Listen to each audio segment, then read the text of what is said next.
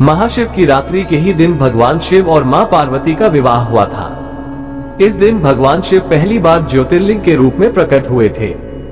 शिव पुराण के अनुसार ऐसी मान्यता है कि जब वो ज्योतिर्लिंग रूप में प्रकट हुए थे तब इसके प्रारंभ और अंत का किसी को भी पता नहीं चला था। यहाँ तक कि खुद भगवान विष्णु और ब्रह्मा को भी नहीं पता चला था। भगवान शिव का यही स्वरूप महाशिवालय कहलाया और उस रात को महाशिवरात्रि कहा गया। शिव के कई स्वरूप हैं, उनके हर स्वरूप के पीछे कोई न कोई कहानी छिपी है जो हमें जिंदगी जीने के तरीके के बारे में बताती है। तो ऐसे में आइए आज हम आपको अपने इस वीडियो में भगवान शिव के नामों के पीछे के कारण और उसके अर्थ के बारे में बताएंगे। आज के दिन का महत्व ही अलग होता है। वातावरण में अलग ही खुशी और ताजगी महसूस होती है।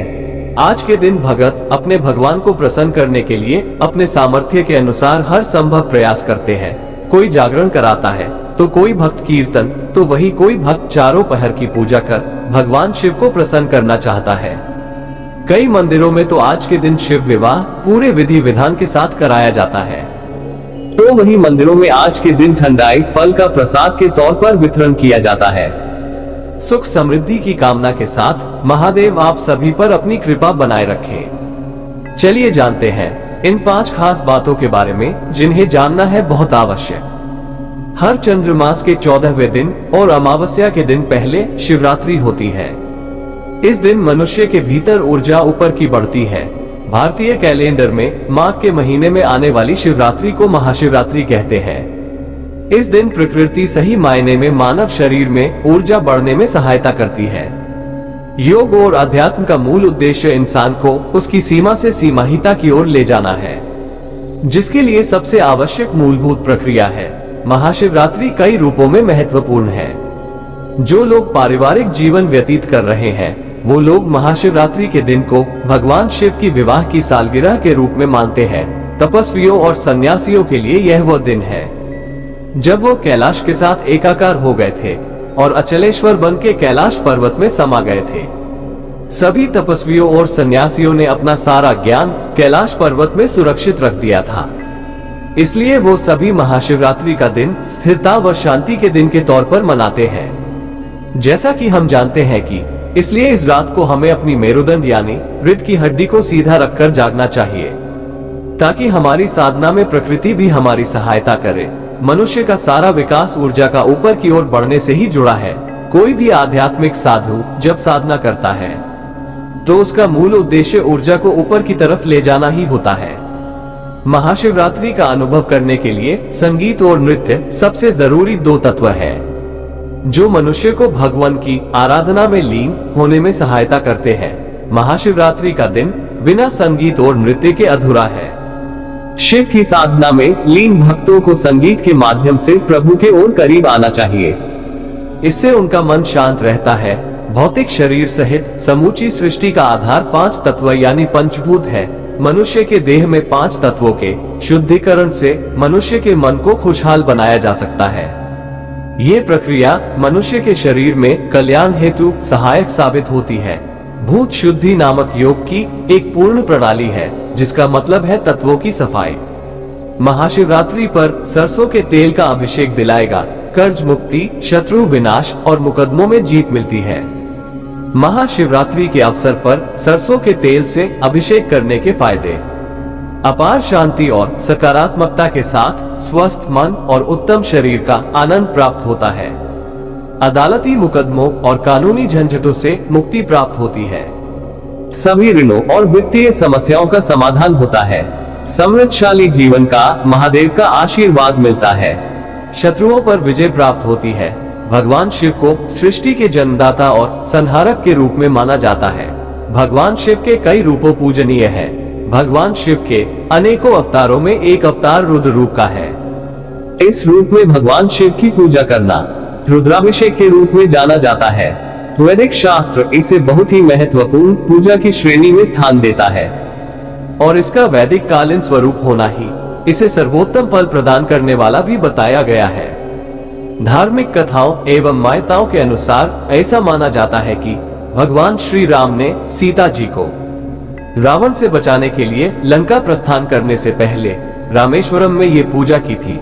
रुद्राभिषेक के समय पर ग्रहों की स्थिति भी अनुकूलता एवं शुभता को प्रदान करने में अत्यंत सहायक बनती है। रुद्राभिषेक का समय ऊर्जाओं का प्रवाह अत्यंत ही सकारात्मक रूप से प्रवाहित होता है। रुद्राभिषेक के दौरान किए जाने वाले समस्त कृत्यों का शुभ फल प्राप्त होता है। किसी भी प्रकार की कष्ट मुक्ति के लिए इस अभिषेक को बहुत ही उत्तम माना जाता है। रुद्राभिषेक क्या है? रुद्राभिषेक का अर्थ है शिवलिंगम का अनुष्ठान स्नान, जिसे अभिषेक कहा जाता है। शिवलिंगम बहुत महत्वपूर्ण है क्योंकि यह भगवान शिव को दर्शाता है। यह भगवान शिव को प्रसन्न करता है क्योंकि शिव सहज रूप से प्रसन्न होने वाले और जल्द फल प्रदान करने वाले भगवान हैं। और वह प्रेम, विवाह, सुख, समृद्धि, शक्ति और ज्ञान के दाता है। रुद्राभिषेक यज्ञ भगवान शिव को प्रसन्न करने के लिए सबसे महत्वपूर्ण, सबसे बड़ा और लोकप्रिय धार्मिक आध्यात्मिक उत्सव होता है। इस अभिषेक में शामिल होने पर जीवन के सभी कष्टों से मुक्ति दिलाने का सुगम मार्ग प्राप्त होता है। रुद्राभिषेक पूजा के लाभ। रुद्राभिषेक कई प्रकार से संपन्न होता है। अभिषेक में उपयोग की जाने वाली सामग्रियों का अपना अलग महत्व होता है। जिस भी चीज से रुद्राभिषेक किया जाता है वो वस्तु जीवन के किसी न किसी क्षेत्र को बहुत गहराई के साथ प्रभावित करने वाली होती है। रुद्राभिषेक के लिए विभिन्न प्रकार के तेल भी उपयोग में लाए जाते हैं और इनका अलग अलग फल प्राप्त होता है।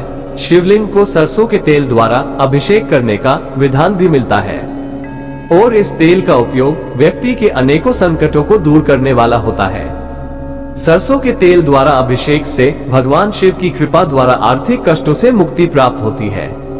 भगवान शिव की इन 9 रूपों में छिपा है जिंदगी जीने का रहस्य, जो मैं आपको बताने जा रहा हूँ। 1.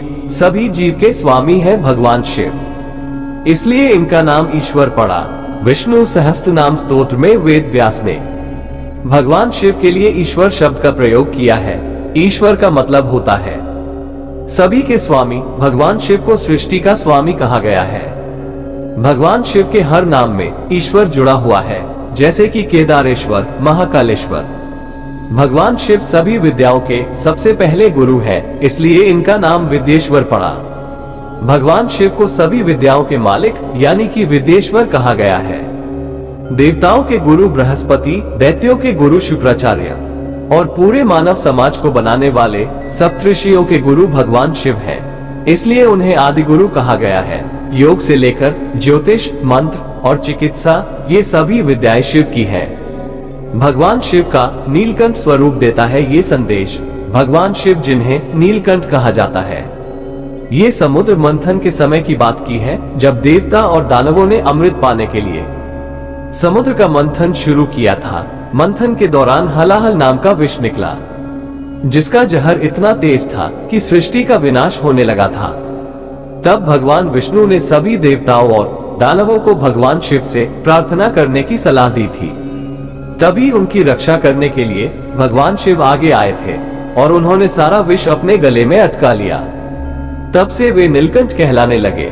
भगवान शिव का ये स्वरूप ये संदेश देता है कि बुराई को खुद पर न उतारे। क्या कहता है भगवान शिव का अघोरी स्वरूप? अघोरी स्वरूप शिव तंत्र को बताता है। अघोरी उन्हें कहा जाता है जिसकी बुद्धि और व्यवहार में कोई भेदभाव नहीं होता है। शिव का ये अघोरी स्वरूप सौम्य स्वभाव का है, जो सबके लिए एक समान है। भगवान शिव का कैलाशवासी स्वरूप देता है ये संदेश।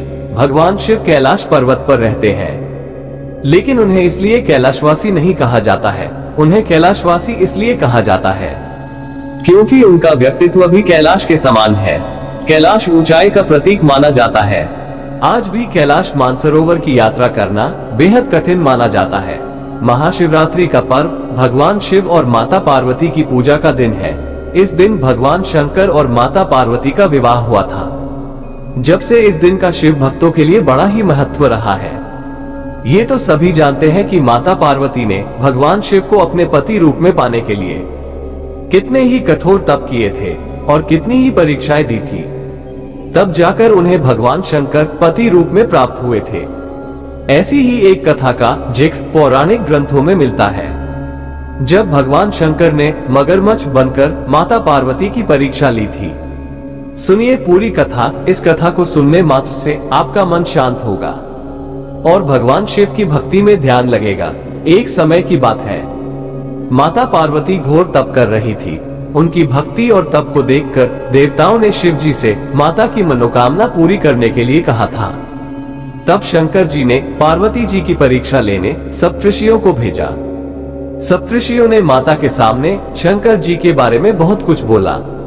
उनके सैकड़ों अवगुण गिनाए, परंतु इन सब बातों का पार्वती जी पर कोई प्रभाव नहीं पड़ा। उन्हें दृढ़ निश्चय और संकल्प के साथ तप जारी रखा। जब इस सब से भी बात नहीं बनी तो भगवान शंकर ने खुद परीक्षा लेने की ठानी। भगवान शंकर प्रकट हुए और माता पार्वती को वरदान दिया। उसी समय जहां माता पार्वती तप कर रही थी, वही तालाब के पास मगरमच्छ ने एक लड़के को पकड़ लिया। लड़का बचाने के लिए शोर मचा रहा था। जैसे ही माता को लड़के की आवाज सुनाई दी, वह उस ओर भागी। उन्होंने देखा मगरमच्छ लड़के को तालाब के भीतर खींच रहा था। तभी लड़के ने माता को देखा और लड़के ने देवी से कहा, मेरी ना तो माँ है, न बाप, न कोई मित्र। माता आप मेरी रक्षा करें। पार्वती जी ने कहा, हे ग्राह, इस लड़के को छोड़ दो। मगरमच्छ बोला, दिन के छठे पहर में जो मुझे मिलता है उसे अपना आहार समझकर स्वीकार करना मेरा नियम है। ब्रह्मदेव ने दिन के छठे पहर इस लड़के को भेजा है, मैं इसे क्यों छूऊं? पार्वती जी ने विनती की, तुम इसे छोड़ दो, बदले में तुम्हें जो चाहिए वो मुझसे कहो। मगरमच्छ बोला, एक ही शर्त पर मैं इसे छोड़ सकता हूँ। आपने तप करके महादेव से जो वरदान लिया, यदि उस तप का फल मुझे दे दोगी तो मैं इसे छोड़ दूंगा। पार्वती जी तैयार हो गई। उन्होंने कहा, मैं अपने तप का फल तुम्हें देने को तैयार हूँ, लेकिन तुम इस बालक को छोड़ दो। मगरमच्छ ने समझाया, सोच लो देवी, जोश में आकर संकल्प मत करो। हजारों वर्षों तक जैसा तप किया है वो देवताओं के लिए भी संभव नहीं। उसका सारा फल इस बालक के प्राणों के बदले चला जाएगा। पार्वती जी ने कहा, मेरा निश्चय पक्का है, मैं तुम्हें अपने तप का फल देती हूँ, तुम इसका जीवन दे दो। मगरमच्छ ने पार्वती जी से तप दान करने का संकल्प करवाया।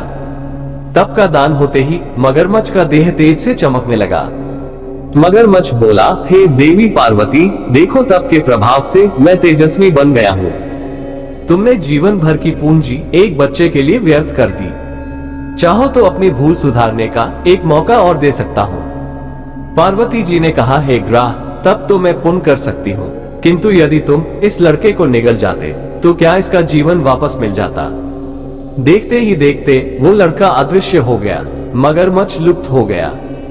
पार्वती जी ने विचार किया कि मैंने तप तो दान कर दिया है, अब पुनः तप आरंभ करती हूँ। माता पार्वती ने फिर से तप करने का संकल्प लिया।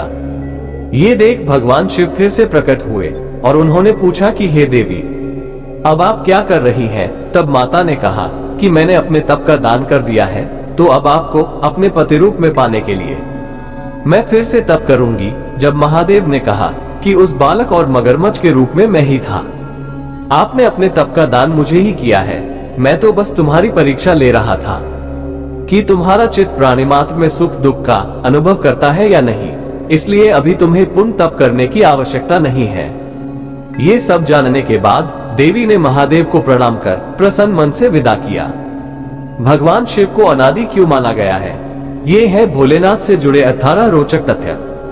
भगवान भोलेनाथ संहार के अधिपति होने के बावजूद भी सृजन का प्रतीक है।